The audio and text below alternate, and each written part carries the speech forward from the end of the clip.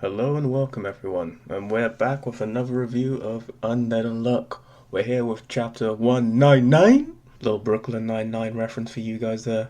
This chapter is called Language, so it looks like the Beast arc is finished and looks like we're going to be kicking off the Language arc. Let's see what Language has in store for us. Okay, so the chapter starts off stating the date. It's October 8th, 2020, 1:34 a.m. We see both Top and Haruka in the water, and it turns out Haruka can't swim either, and we see Julia jumping off to go save him, I guess. I think when we were introduced to Julia, it was already shown that she was a really proficient athlete in all kind of disciplines, so yeah, she's jumping in to save them. We then head on over into the master room, and we see all the rules standing around the table, and it looks like Beast's chair is just disintegrating. And quite fittingly, we see the time rule telling the rest of the master room table what the current time is, and he confirms Beast's neutralization. Then the death rule speaks up, and she's like, let's pray that his soul rest in peace until the next world cometh. It is quite fitting with her attire that she is quite religious, seeing as she basically takes after a nun. Soul then pops back into the master rule and says, prayer is not the answer.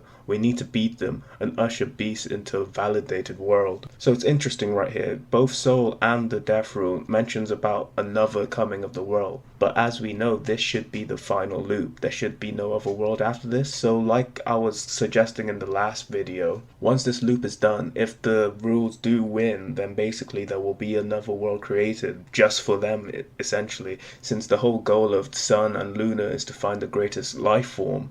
Once they found the greatest life form, they'll recreate the world and have them only in that world. So essentially the rules will be chosen as the greatest form of life. Change then asks if Soul went to watch them, and Soul does say yes, and he does clarify that he is the only one that can move, since they are all bound by Andy's soul chains at the moment. And I'm wondering, how long do these soul chains last? Is it just until Andy takes them off? Does he have a stamina reserve with that, or is there a time limit attached? Because if they can't move, what about the next round of quests? Or maybe Soul can just break those chains eventually? I guess we'll just have to find out when the next round of quests come out. Soul then angrily asks, how were they able to beat Beast then? She says none of them should have even stood a chance. Soul says to her that she should already know why. He says they're starting to realize something. In fact, they actually came onto it unconsciously. In this looping world, there are 3 rules that one must wield. And these rules are soul, death, and change, the top 3 rules of the master table, which makes sense since they are the top 3 rules. He says soul is the rule that transcends physical boundaries to relate information to others.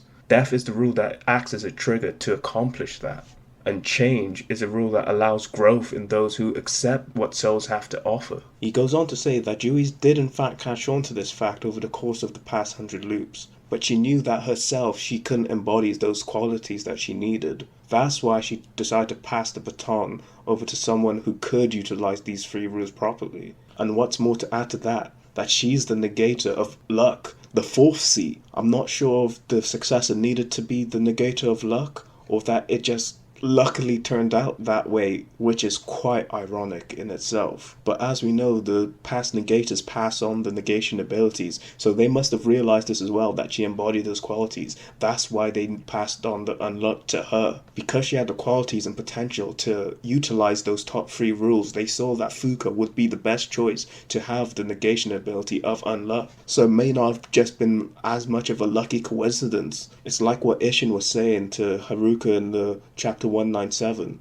It's the power of the human soul. It's the will to help the next generation and get even stronger. Now back to the chapter, Chain says that Soul's given them an awful lot of credit, and it sounds like he's saying that the rules are gonna lose. He laughs her off and nonchalantly just says, yep, that is what he's saying. And in the final panel of the scene, it just looks like the whole master room table just kind of goes silent. Then the first panel of the next page, they're all just up and ready to attack him. Once this gets animated, I see this being a pretty comedic scene. But it pretty much seems like it's really Change, War, Luck, and I think Sick as well are the main perpetrators trying to attack him. So I guess those guys are pretty much just the hotheads of the group. Which surprised me really. I didn't think Luck would be a hothead. He seemed a bit easygoing. Death and Justice are still seen seated in their seats.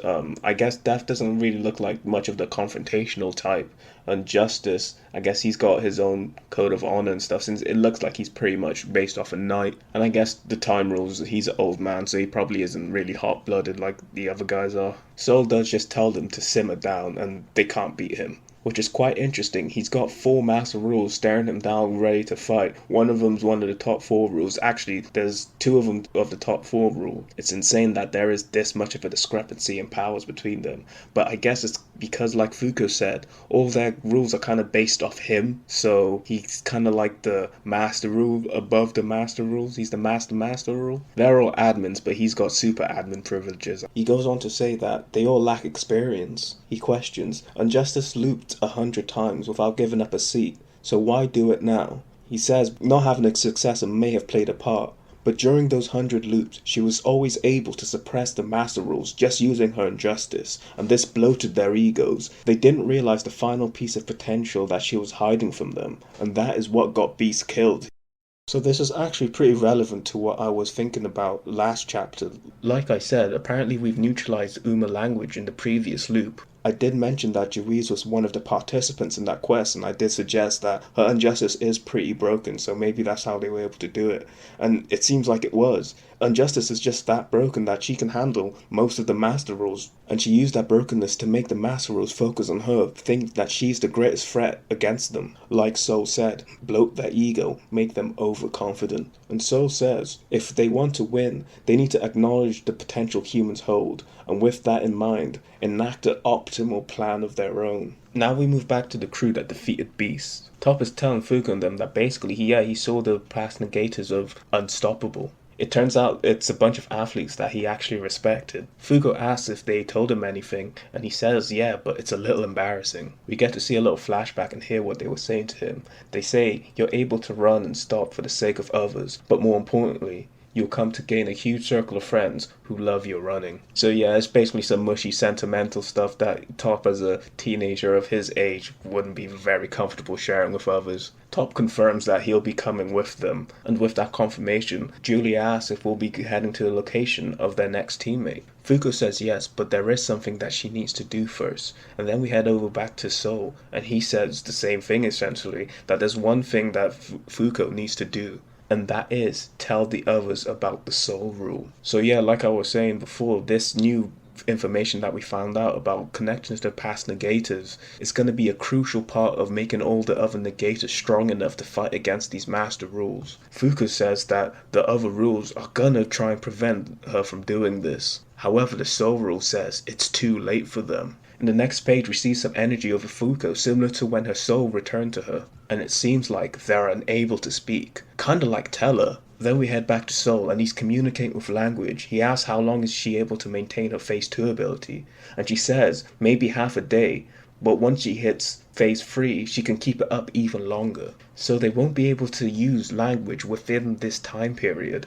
And Soul says this will suffice, and that they'll eliminate them before her ability wears off. So yeah, we're seeing one of the first abilities of Uma language. She's basically enforcing the negator rule Untell on them. Well, I guess it's only one aspect of Untell, because he's not able to communicate at all in any way. He can't even use sign language. I guess if anyone in the Union used sign language, that would be helpful. Or I don't know, maybe Nico's figured out telecommunication, so they can use telekinesis to communicate at the moment. This is an interesting ability. It's not one that I expected her to have, but it makes sense that she would have it. I was kind of thinking maybe some letter magic like it from Levy and Fairy Tale, or some cursed speech kind of thing going on, but she might still possibly have those abilities as well. We'll just have to wait and see. There's another interesting tidbit in this conversation between Soul and language as well. It's when language says, once I hit phase 3, I can keep it up even longer. And I'm wondering, what are the conditions of them moving into the next phases of their evolution as an Uma? Is it the intensity of the battle? Once the battle gets to a certain point, it breaks them into that new level? Or maybe it's just a time limit thing. They just need to be about using their ability for a while, and eventually they'll go into phase 3. But I'm less inclined to think it's a time limit thing. I think it is a potential thing, and like the struggle of a battle. Mainly based on Fuuko's impression when Beast went into stage 3. She said even he can do it too. Seems to imply that not all Umas can get into stage 3. Now we head into the final page of the chapter, and Soul is telling language that she should kill the negator with the most advanced understanding of souls, the negator Ichiko Nemura, and he says, once you've done that, any change in them will come to an end. And yeah, in this final page, we see Ichiko and Nico. Nico's kind of standing in front of Ichiko, protecting her. And Soul is currently there, reading a book, sitting on top of one of the lab assistants, it looks like. Yeah, and he's just there on all fours, allowing the Uma to sit on top of him.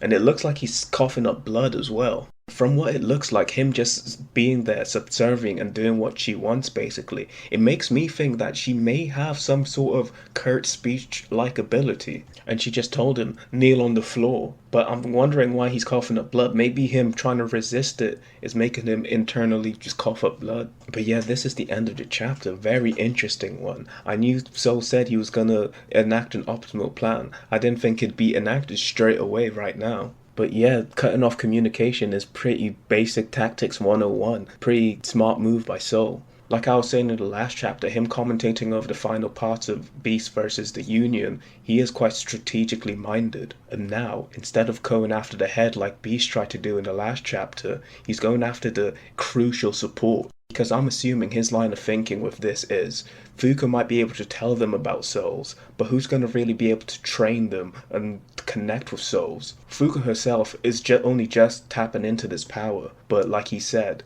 Ichiko has a more advanced understanding of souls, and this is most likely because she's using her ghost part to let her body sleep. So she's more regularly in contact with her soul technically, so she might have more of a feel of how to control it. He's basically trying to take out their sensei for their power up, and if he's successful with this can hinder the union greatly. I was about to end the video, but I'm going to make a retraction real quick. I'm looking at this panel more carefully, and it just seems like she is just sitting at her desk and sitting on top of this lab technician. So maybe she's not using any cursed speech to make him be on prostrate on all four knees. But I don't know, it could still possibly be a factor, because why is he just laying down on the chair like that? And how did he get that? She doesn't look that physically strong. I don't know, she could have just said lay on this chair and die or something, and that's like how she uses her cursed speech. But oh well, I don't know, we'll find out in the next chapter, I'm sure. But yeah, this has been my review of chapter 199 of Undead Unluck. Thank you for watching, and I'll see you later.